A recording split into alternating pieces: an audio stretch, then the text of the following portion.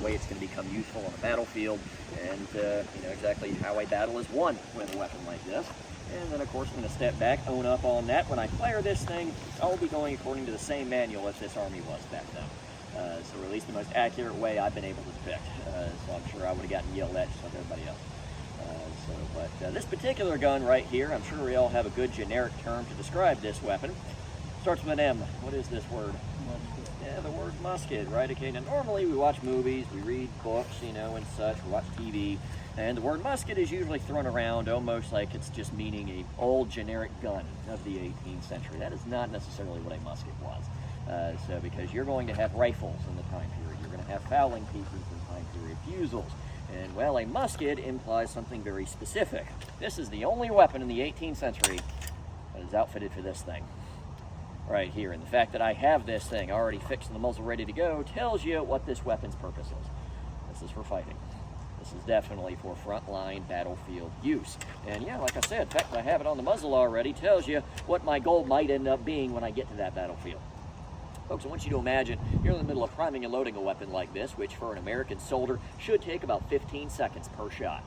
You go to about 9.5 to 10 of that 15 seconds, and you look up, and you see an entire section of enemy soldiers, and they're charging at you just like this.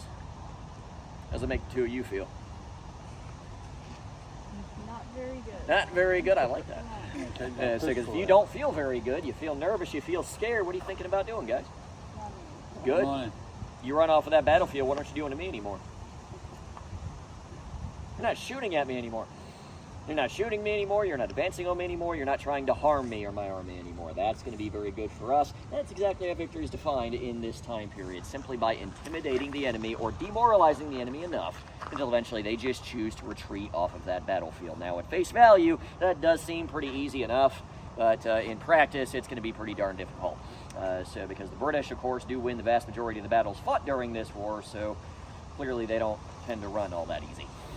So the army has to figure out a way to make them run. So I'm going to go ahead and explain exactly how that's going to be done. So first you have to understand the capabilities and disadvantages of this particular weapon. I don't just call this a musket, I call this a flintlock smoothbore musket. That pretty much tells you everything you need to know about this particular weapon system. Now, if anybody here been to Jamestown Settlement? Into our sister museum right up the parkway there, right over there in that recreated English fort, you probably saw in the previous century, okay, the 1600s, right, the matchlock musket. Now that was also a musket, it was also used, you know, in battle, but that particular musket, as the name suggested, it operated off a piece of burning rope or match that was situated in between these knuckles right here, and somebody's going to have to manipulate this match while also manipulating something else. The trigger. Which also has gunpowder right next to it. So yeah, somebody does realize that around that time that, well, that weapon was useful and it did absolutely work. It did what it was supposed to do. That weapon could have been made a little bit more efficient. So instead of seeing that matchlock in the 18th century, you are going to see this system right here. It's been updated a little bit. That's all I have to do to get this weapon to go off. I'm not worrying about match or anything else. I just have a system of flint and steel on the outside of the gun. And as you just saw, I smack those two together, it's going to generate sparks. Now what those sparks actually are is bits of metal, steel. I'm scraping off of this plate, it's going to shower all the way down into that priming pan full of powder. Sparks hit gunpowder, what happens? Kaboom. Yeah, there you go. This weapon operates off of two kabooms. So one that's on that priming pan on the outside of the gun, and one that is on the inside of the gun. Now the way those two charges are connected is via a small hole that has been bored out in the barrel of the gun right there, just like that musket over in Jamestown.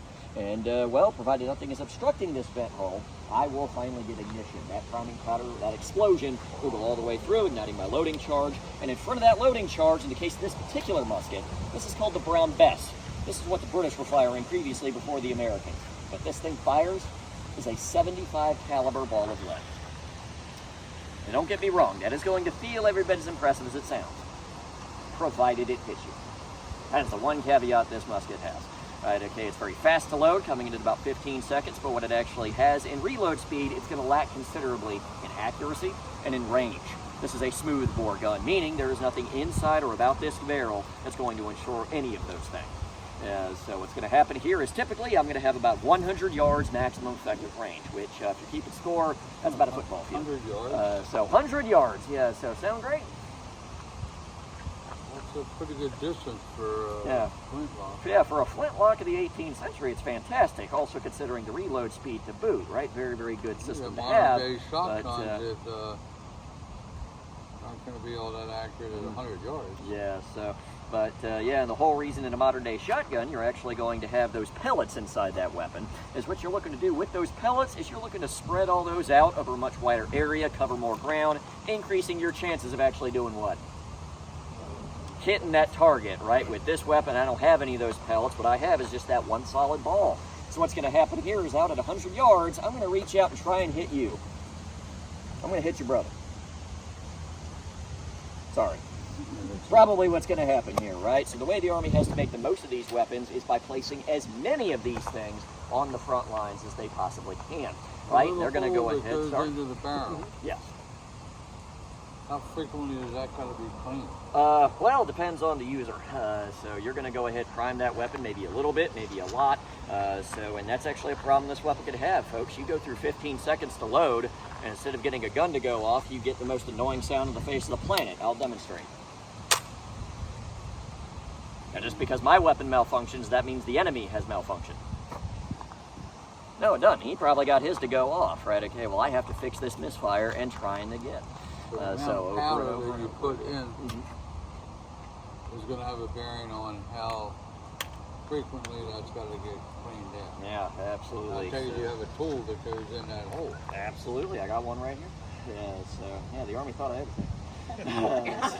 Yeah, I'm going to go ahead, clear out that vent hole, and put some more gunpowder inside of it. Got shot in the arm.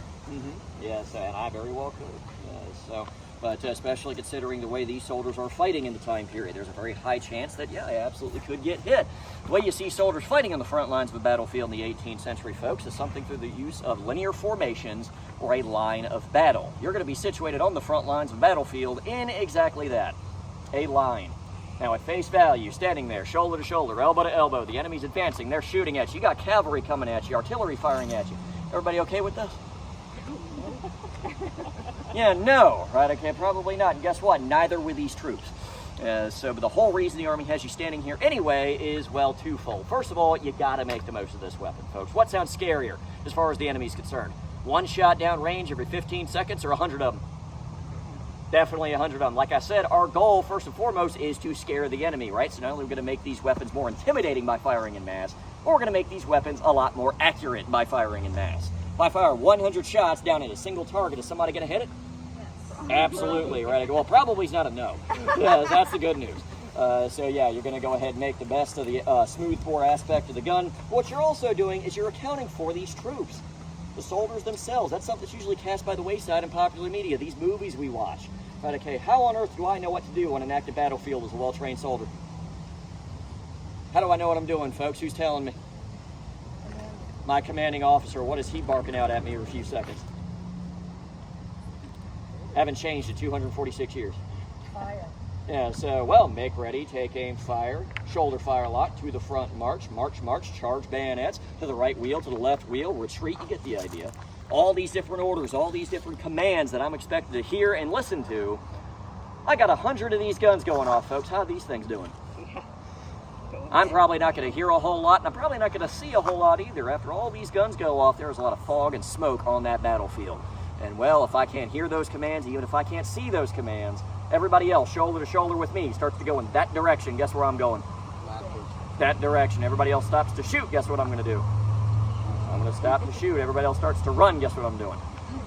You get the idea. This is every bit as much an issue of coordination and mobility on the battlefield as much as it is firing this gun. What was the mentality of making a charge across the open field? Yeah, with a black powder, single shot, going against canister fire, coming at you. Yeah, so, well, if they already have artillery firing canister at us, well, you probably know who just won that battle. So it's probably not going to be our infantry. But I actually will charge across the yeah, field. and I've seen that as well. You often see that, in popular movies like, The Patriot. We've seen that before, right? Okay, they just charge at the other end of that battlefield. They shouldn't have done that. So that I will say right now, right? Okay, if the enemy is all the way down there, a bayonet charge probably isn't the best way to go, because they can fire at that bayonet charge. Typically, a bayonet charge is reserved for the tail end of a battle. When we have advanced so close that priming and loading these weapons probably isn't the most efficient weapon at that distance. we'll go ahead and at a closer range hear the commanded charge bayonets, and at that point, it will become an effective weapon. Yeah, so, well, if we run out of ammo and we're close enough, then yeah, absolutely. But if we're out of ammo, that's a whole other problem. So, because the enemy's not. But of course, folks, 15 seconds. I'm going to have to get this done over and over and over again. Now, folks, if you like to get actually closer to this end of the fence, you can see all the moving parts going to get this weapon discharged. From the shoulder, I'm expected to bring this weapon up. You can step back, open up that can. I'm going to handle cartridge out of my cartridge box. Tear that open if I don't eat it. And I'm going to go ahead and prime. Pour off a little bit of prime powder in the pan, shut that pan off, pass the piece about. Charge cartridge, all the way the rest down the gun, goes that powder in the shot, which is imaginary today. But from here, I draw a rammer, advance down, ram down this cartridge. This rammer is really why it takes so long. I need to fix this back into the weapon before I do anything else. After that, I return, fire lock to my shoulder, and now I'm ready to fire. That makes anybody want to sign up. If you want to go ahead, cover up those ears, now's the time. Heck ready. Heck in. Fire! Reload. And from here, I'm expected to do that all over again. And again, and again, and again. Of course, while I'm doing this, the enemy's advancing, artillery's going off, cavalry is going off as well toward me, and I'm still expected to have steady hands enough to get this back up to the shoulder. Back ready. Back in. Fire! Now, folks, even while I was talking to you on that second shot, that might have been 15 seconds, but you may have also noticed I was talking to you at the same time. That's a luxury I have. Because nobody is advancing on me today, and I had a cup of coffee this morning. I'm good. Yeah, these soldiers, yeah, I can't really simulate the stress that these guys were going through. But that right there, that is the manual exercise. These troops were taught, and that's what you have to do every single time. What was the percentage of people getting shot in the arm versus in the body or leg or whatever? Since you're ramming that in, you're up. They're over there at that tent. Your arm is up here. It absolutely could have happened, right? Not necessarily because my arm's up in the air, but what's going to happen is this round that I just fired, it's going to be bouncing from either side of this barrel, and it's going to rear off to the right or the left. So the one good thing about getting shot with this weapon, I know it sounds odd when I say that, if you still get shot, is it's probably not going to be center max every single time, because it's not an accurate weapon at that distance. So you will hit that target somewhere. That is pretty much a guaranteed 100 yards, but you're not going to be consistent.